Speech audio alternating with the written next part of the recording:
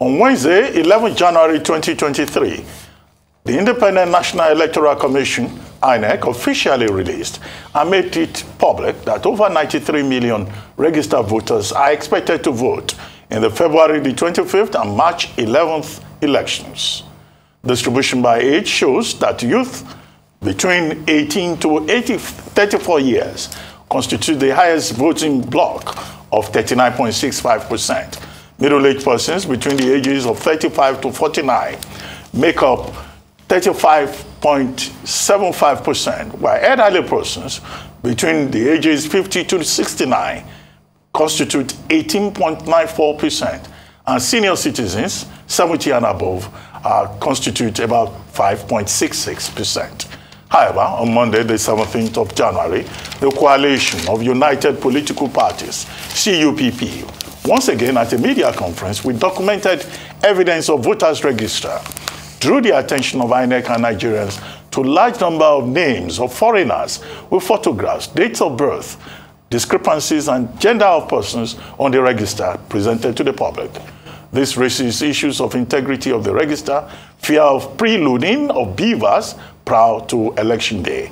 The questions now being raised are, who are those responsible for the compromise of the register, and has any action been taken so far? And there are still cases in court to stop the use of the BVAS. Joining us on this show this morning as we examine these issues and more is Mike Igini, former resident electoral commissioner for the Independent National Electoral Commission, INEC. Welcome to the morning show. Mr. Igini, thank you for joining us. Good morning, Dr. Abati, Ese, and Rufai. Good morning. Two of you have been missing for the past few days. I have not seen two of you, so I'm happy to see you. Okay, thank you. Very quickly. Yeah. Are there certain sure grounds for doubting the integrity of the voters' register, as has been alleged by CUPP and others, considering the fact that when initially we were told the figures, INEC promised that it was going to clean up the register. So after the cleaning up process, how come the names of foreigners are still on that register as alleged?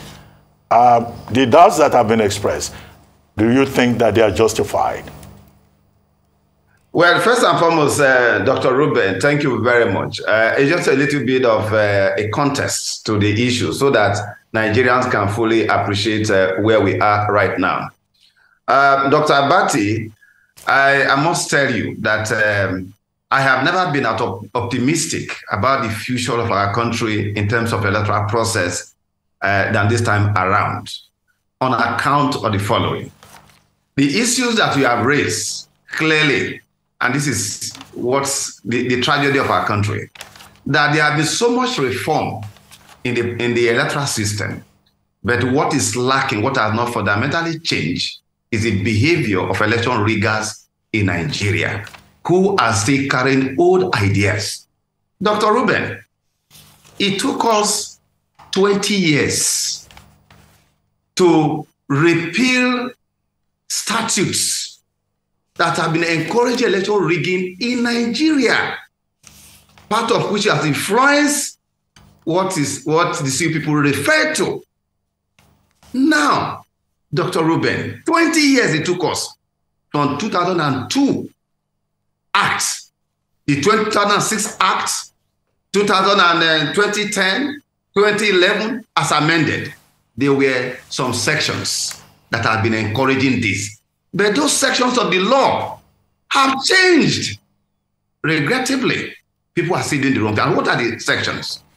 Section 49, section which has to do with the power given to a presiding officer that if he is satisfied, underline the word satisfied, he could issue a ballot to a voter. And politicians, as at that time, they now take over ad hoc staff. They infiltrate INEC ad hoc staff. So most of the presiding officers used to have a polling unit were actually politicians who put them in there. At a time, terrible period, 2003, 2007, as at that time, when you have that section there, We cried, we pushed and pushed for 20 years.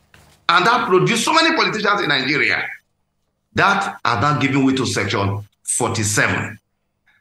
Section 47, and I thank you about it this morning. When you call attention to a misleading information, even your sister station, by some girls, some youths, that they can proceed to a polling unit and can vote without a PVC. To vote in Nigeria is a statutory provision. You require, that is now Section 47. You need your permanent voter's card. That's what we admit you first into the polling station or polling arena before you cannot go for accreditation. You cannot participate in the ceremony of exchange of garment and not wear a garment. So your first important thing is to go and collect your PVC. Number two, that's Section 53 that took us 20 years to repeal, and we are now having Section 51. Now, the old section talks about what we call total number of registered voters. This is what addresses the issue you raised by CUPP. Now, under that section, what happened was that people needed to sex up the database because Section 49 has said once the presiding officer is satisfied, he issued a ballot paper. And of course, having infiltrated the ad hoc staff of INEC, remember that we used to use what we call civil servant in those days. It was when we came on board under the Jegal leadership that we changed to the use of NYSC to deal with that. When they now refuse to change the law, when we came on board, that has now changed. That's why we changed that narrative. Now, Section 53 of the Repeal Act was to the fact that computation of voting was based on total number of registered voters. That gave them a margin, room for manipulation, incentive to kidnap INEC staff, have ballot paper, and thumbprint. But more importantly, to set up the figures. Now, I want to commend those the CUPP for the vigilance that they have shown. But now let me tell you the futility of what the CUPP has put out there anywhere in the country. And that is that under the current law, at the end of voting, first and foremost, total number of registered voters is irrelevant anymore now. Why? At the end of every voting in the 176,846 polling unit, a new register will be produced irrespective of the total number you have on that register, of those who actually came. Because the law now talks about accredited voters. Accredited voters no longer on total number of registered voters. That is why in all the elections we have conducted, 105 under the current system, you no longer hear about what you call it an inconclusive election. Now, those people who did what they did, interestingly, you know, before now, it was easy for we as commission to say, oh, it was youth corpers who registered ineligible persons. The good news is that now all those irregular registrations that have taken place, names of Jamaican people that were put in there, all right, all the staff that are responsible, as I speak to you from what I'm hearing, they are facing the disciplinary committee at the moment. This is what is going on right now. Now, on the register, as you have said, this election, and I repeat again, I don't know whether about you can observe in the country now, that unlike before, we are talking about 35 days to election. Apart from attack of INEC offices, there's a general calmness. The tension around the election has gone down. I've called people in the airport. People are coming in. Nigerians have invested so much.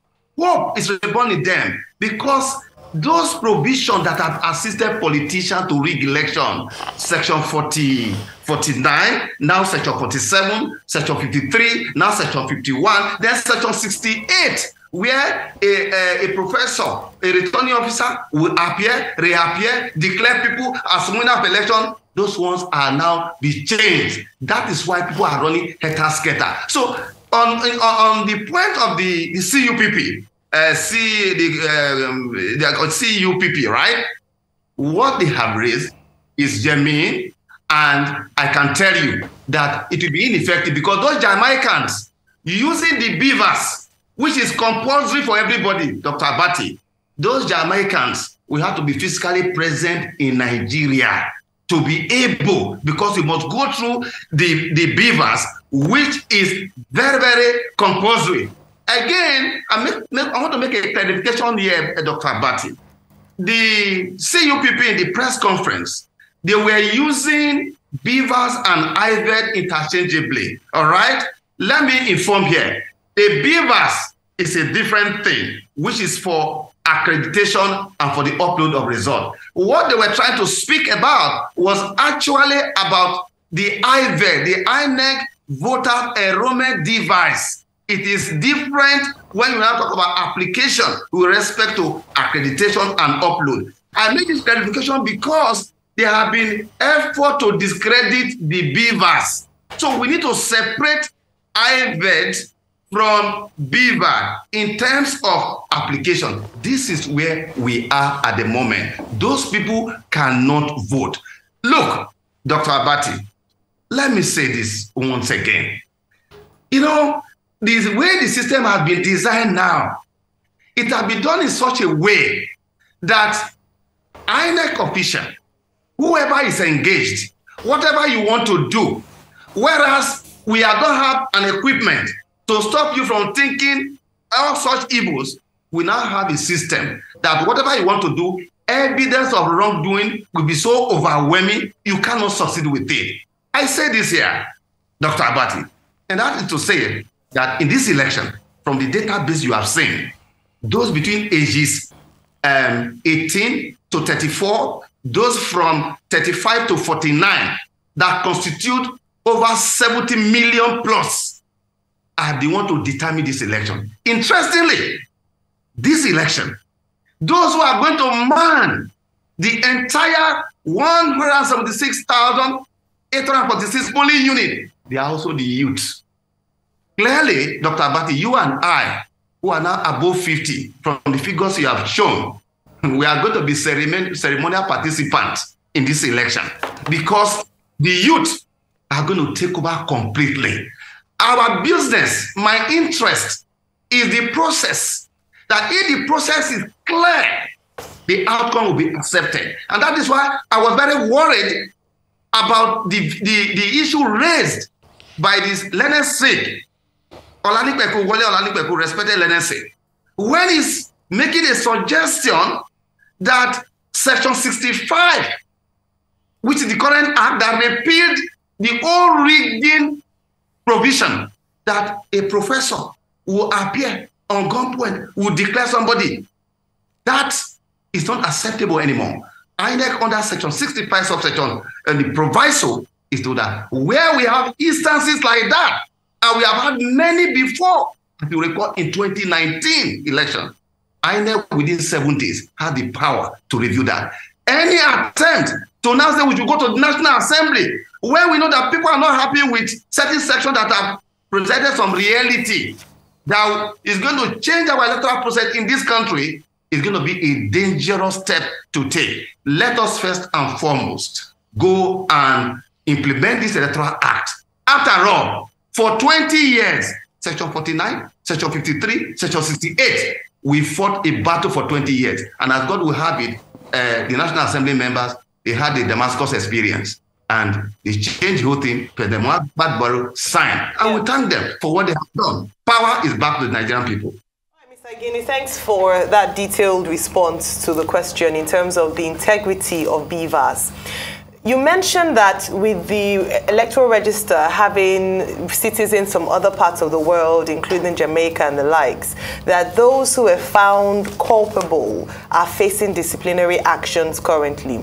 The first question is, would you be able to share what the, what the process is going to be like in terms of those found culpable? And then more importantly, prevention of having people able to sideline the process or divert the process or corrupt the process, if I could put it that way, so that people trust in the integrity of BVAS. The second thing I'd like to ask you with regards to security, which you touched on, is that the INEC chairman, Professor Yakub Mahmoud, had mentioned that they were going to deploy technological assistance with regards to responding to security threats. I don't know if you've heard about the election violence mitigation and advocacy tool, MVAT, that he talked about during his presentation, and how that would work. I forwarded something to Arise, and maybe they can put it on to explain to respond to the question that you have just raised. But the most important message to the Nigerian people is that the politics of setting up voter register figures that politicians were using before, supported by Section 49 and Section 51, have been repealed. The problem we are having, is that whether there have been sufficient reform, but there is no change of attitude on the part of politicians to complement INEC reform. The picture you are showing now for Nigeria to see, this is a situation where in the entire 36 states of the Federal Republic of Nigeria, you have INEC already have had that training. This was in 2019. These are set of trackers. I'm sure you're going to show the computers where every state of Nigeria, those states, 18 local government, Delta, 25 local government, Akwa Ibom, 31 local government, you have what they call a tracking system. INEC has domicile in Abuja, a system that gives it 360 visibility view of what happened across the country. Then at the state level, the picture you've just shown is an office in each state where there will be tracking of what goes on. Therefore, if, for instance, a returning officer has gone to somewhere on gunpoint, as we witnessed in 2019 and in several places, that brought some people into public office in Nigeria, and that information already before INEC, the decision was that such a declaration made involuntary, that is illegal, illogical, out of due process. INEC has a power as a regulator. Take note that INEC is a regulator of election in Nigeria that has what they call rule-making power to change both nomadic behavior and the structural electoral landscape of the Federal Republic of Nigeria. INEC should first and foremost review that. But subject also to judicial review. INEC decision, first and foremost taken, is not outside the review of the court. But to say that people who have been declaring people winners of election, like Professor Peter Ogban, who was caught napping, that such people who should go to tribunal. Look, the way the system is being designed, is being designed in such a way that, look, the tribunal, we are all seeing the end of tribunal in this country, because you see all the elections that have been conducted recently. How many of them have been challenged in terms of process and procedure? This is where we are. But fundamentally, a credible election, it must be predicated on the existence of a credible register. And I can affirm to Nigerians here that our register is credible, because at the moment, Rufai, at the end of every polling unit, a new register will be produced, irrespective of what you have on that register. So the business of sexing up the register, it's an exercise in futility. It cannot help anybody. The APDC essay you are referring to, that is what we call Appointment, Promotion, and Disciplinary Committee. I can say from the level of interest Nigeria have taken that on this matter, by the time INEC is done with the current action of those who are being proceeded against, no less than 40 or 30 people will lose their job so that they can go and meet those politicians that have made them to undermine our public institution. That is what is going to happen. And the interesting thing is that it's no longer a case where you say, oh, it was a UCOPAS. No, these were done by INEC staff. You know, Karl Popper, in his book, Open Society and Its Enemies, essay, we must know that currently, because power is back to the people, we should expect some level of resistance. All right? And that is why it is important that we must continue to educate Nigerians. That look, go and collect your permanent voter's card now. Power is back to you. There is nothing anybody can do. This register is the largest credible database we have in this country, irrespective. You can even see the fact that there's a capacity to show. But how those people came in, of course, there are some internal questions that we need to be, the commission itself have to look at, because what happened at the level of the ABs was those local governments skipped, where they skipped. You didn't respond to the one on security, the tool, technological tool used by INEC. Yes. On that, INEC has developed what you call the EMSC, Election Monitoring Operations Support Center, that is domiciled in Abuja. Two of the components is what you call Election Risk Management Tool. Okay. The Election Risk Management, ERSM, it gives you across the country, in each state, after the mapping that has been done of areas of possible violence, it will give you a trigger about what is happening in every area for the purpose of evaluation and monitoring. Once that information is triggered to the system, INEC will know. They will know what is going on over there. So in terms of security, we have that. But more important is the fact that INEC staff are not trained in the act of security management. As we speak today, we have the law, we have process, we have procedure. What is now left is what you call the security environment. And that is the job of security agencies under the Commander-in-Chief of the Armed Forces.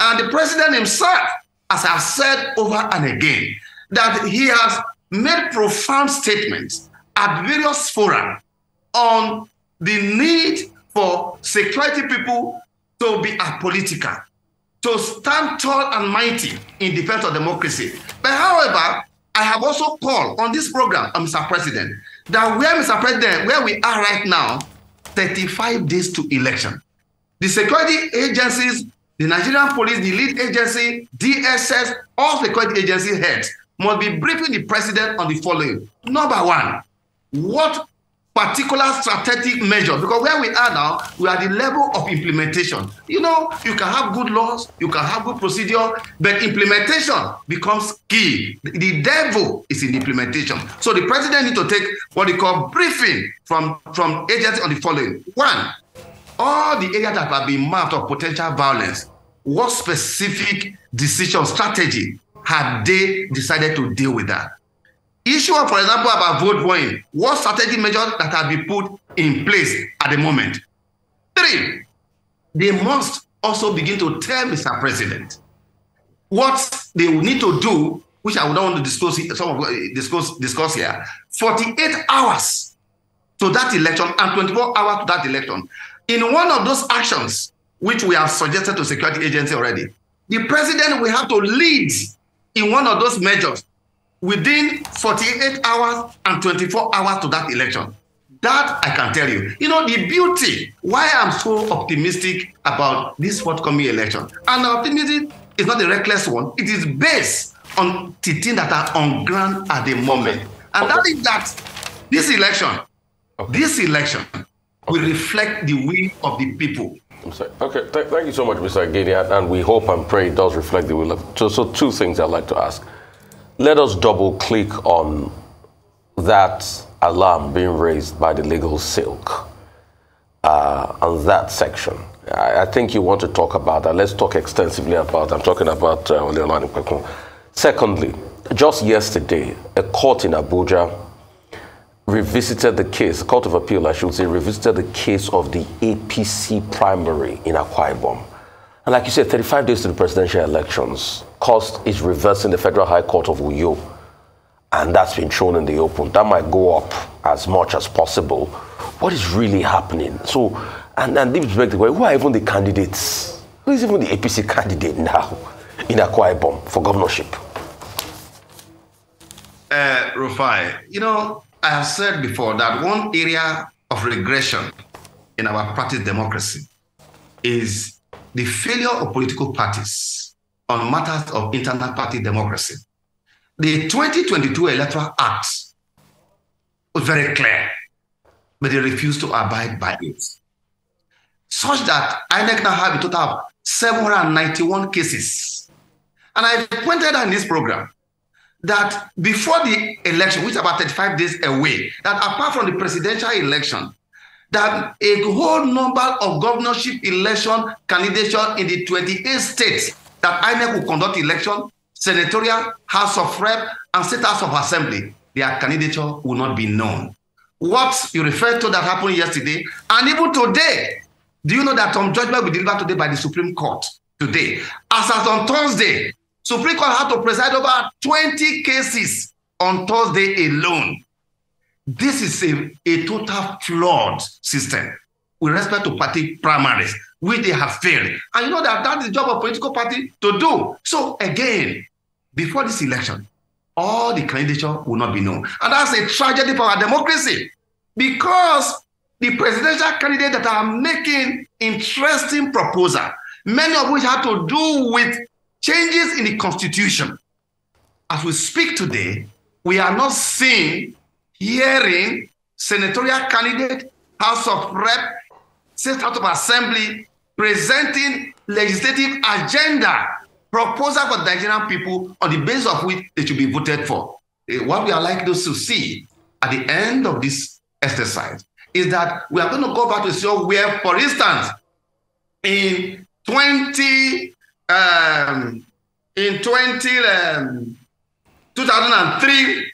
(2007), when you had a ruling party controlling National Assembly, they were not able to work together because of the fact that whereas a president may have made commitment as to what he want to do, there was no legislative commitment and proposal on the basis of which we were voted in. So, Rufai, please, let us even just leave them to do whatever they are doing. We shall all meet in Philippi. The only good news, the only thing here. How do we leave them, knowing the fact that we might not know the candidates for governorship election in Akwa Ibom State, for instance, and other states of the country? So, which party gets voted?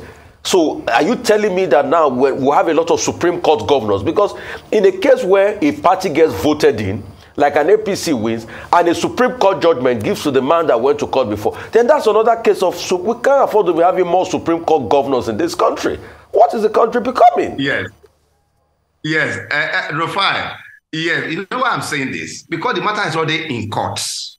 Now, what I know we have to fall back on is the logo of the party, which is what, we don't have the names of the candidate on the ballot. What you have is the logo of the political party. So in the event that in any state, for instance, where the candidature of the gubernatorial candidate had not been determined before the election, and eventually that party wins that election, at any time when that matter is dealt with, the person who has been recognized legally to be the legal candidature will now be the beneficiary of the victory of that political party. But that is totally wrong, because when people are Nigeria are going to vote, they should be able to know the candidate before that election. Where my colleagues in the bench have not got it right, and I must point this out here, is that the current Electoral Act 2022 has simplified everything by saying that under Section 84, subsection 1, 2, and 13, to the effect that a political party that must conduct a primary, it must be monitored by INEC. Once INEC has monitored that report of INEC showing who was actually declared the winner becomes very decisive. So if the cases have been taken to court, if we are focusing on INEC report, you will do away with them as quickly as possible. But in any case, you are talking about 791 cases. They came up, we went on Christmas break, New Year, we are back, and this matter will travel to Supreme Court of the Federal Republic of Nigeria. It's a shame to the political class that issue about who becomes a candidate, which is the primary purpose of a political party during the election, presentation of candidates for a political party, they have failed woefully. But I think that what we should be focusing on more, in my respectful view, Rufai and Abati, it is that Look, Nigerians, go and collect your permanent voter's card. That is the way out, because on election day, you are not going to go to a political INEC office or political party. All road leads to the polling unit. Power is back to you. The greatest, the error that we have made over the period, Rufai, is the failure to appreciate the primacy of centrality of politics and political processes, that issues of education, health, employment, the way we want to live life, they are embedded in politics, both internal and external, and how their interaction shape state goal and developmental outcomes. Okay, Igini, two things. You just talked about PVCs now, and I'd like to raise a question in that regard. Many of the young persons who constitute the bulk of the electorate, they registered, and then during this PVC collection period, many of them have gone back to their various schools in different parts of the country, far away from the collection centers, either in their local governments or wards or states. Now, is there a mechanism in place, even with this extension, of ensuring that such students have access to their PVCs to collect them? Why do I say so? Even if they want to take time off to come from those distant schools, there is fuel scarcity. The cost of transportation has gone up. So many of those students cannot get their PVCs. Let's face it. But is there a mechanism in place for helping such persons who find themselves in that category? Secondly, the president, while taking letters of credence from some diplomats recently, warned foreign nations not to get involved, not to meddle in Nigeria's electoral affairs. So these foreign nations, these foreign players, do they pose a threat to our electoral process, considering the fact that we even invite and admit international observers on election days? Dr. Abati, we live in a global village. The world we are today is like a village. Nigeria cannot be in autarky of issues of democracy and election, because democracy is not only gives an opportunity for citizens to participate in an election, it is now an instrument of international and global relations. I want to take the view that what the president wants to convey is a direct interference in terms of saying that this is a candidate you should vote for, or as we have seen what happened in the US, that a country tried to influence both the process and outcome of election. Today, you could see, like when the chairman told the world some time ago, tried to explain to Nigeria how robust the electoral process is. He told you people how people went to Asia in different jurisdictions of the world, tried to hack our system, but they failed woefully. And so I want to take the president's view from that point. Otherwise, how can we say so when we have international donors that are supporting INEC from all these countries? It is not only our resources we use, they help us for training. I think that the president is speaking, and I want it to be understood from the point of view that a direct interference in terms of it should be this candidate, it should not be this candidate, or that, oh, you use your jurisdiction, you allow your jurisdiction to be used to try to hack INEC processes. I think that's the context I want to take it from. With respect to students, many of whom also constitute these voting cohorts that you refer to, I agree with you the issues that you have raised. If we take holiday on election day, that on that day, this will work and do, this 2023 election is so important that it may be necessary by way of suggestion that because INEC, and this is it's a serious work really, that INEC could be, asked to make what you call, make a selection of all PVC that for students, get PVC for students, because it's also one thing to travel from wherever you are back to where you register and for you now to spend days to collect the PVC. So by way of suggestion, it may be necessary and expedient that, well, all students, because they are grouped in terms of student, your occupation, and all of that, so we can group all of them so that when they come, they will be able to collect their permanent voters card. Now, because the whole essence and the embrace of democracy is essentially because it brings about participation and accountability in the process of human development. And so we must do everything to make sure that we have a peaceful transfer of power, because peaceful transfer of power is one of the greatest promise of democracy. Okay, I would like to say a very big thank you to you, Mr. Mark Igini, for your time as always. And thank you, for this continuous voter education exercise that you keep doing.